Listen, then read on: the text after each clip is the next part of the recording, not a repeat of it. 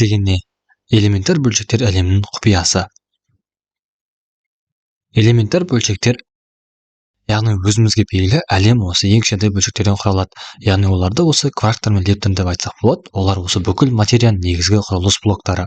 Ал атом ядросына келсек, ол осы өзімізге белгілі протон мен нейтроннан тұрады. Ол осы әлемдегі барлық заттардың салмағының басым бөлігін құрайды.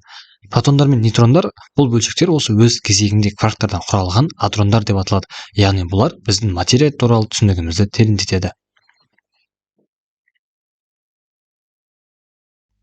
Кварктың ашылу тарихы, тарих пен ғылым. Яғни осы 1964 жылы атақты физик Мюррей Гельман кварк моделін ұсынған болатын. Бұл модель осы элементар бөлшектер әлеміне жаңа көзқарас берді. Кварктар протон мен нейтронның ішкі құрылымын толық түсіндіреді. Олардың ашылуы физикадағы революциялық қадам болды. Қазіргі уақытта физикада 6 түрлі кварк түрі бар. Ол up, down, strange, charm, bottom және top. Әрқайсысының өзіндік қасиеттері мен рөлі бар. Ендеше осы кварктардың түрлері болсақ, up және down бұл осы ең жеңілдері және осы протондар мен нейтрондардың қазіргі құрамдас бөліктері әлемдегі қазіргі уақытта кездесіп жатқан осы кварктың түрлері. Ал strange пен charm болса, бұл осы ауыр кварктар тобына жататын осы бөлшектер, яғни олар осы экзотикалық бөлшектерді құруда маңызды рөл атқарады. Және bottom мен top болса, ол ең ауыр элементар бөлшектер болып табылады. Оның массасы шамамен 171 гигаэлектровольт. Әрбір кварк түрінің өзіндік массасы, заряды және басқа да кванттық сандары бар. Бұл олардың өзара әрекеттесуін анықтайтын болады.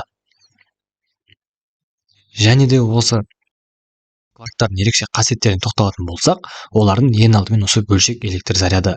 Яғни кварктардың электр заряды басқа бөлшектік мәндерде болады. Яғни 3-тен 10-нан 2 деген секілді, немесе 3-1. Яғни бұл ерекшелік оларды басқа элементар бөлшектерден ажыратады. Және олардың спині 2-ден 1-ге тең. Яғни олар осы ферменттер қатарына жататын болғандықтан Паули принципін бағындыратын болады.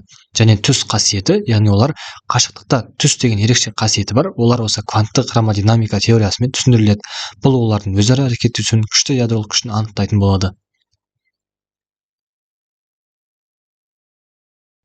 Кварктардың бірігуі адрондар, яғни бағана аталғандай протондар мен нейтрондардың қосылысы нәтижесінде бізде протондарда мысалы 2 up кварк және down кварк болатын болса, ол бізде 10 зарядталған бөлшекті береді. Және нейтрондар дегеніміз 1 up кварктан және 2 down кварктан тұрады. Ол бізде бейтарап зарядталған бөлшек. Адрондардың бұл құрылымы осы стандартты модельдің негізгі түсініктерінің бірі болып табылады.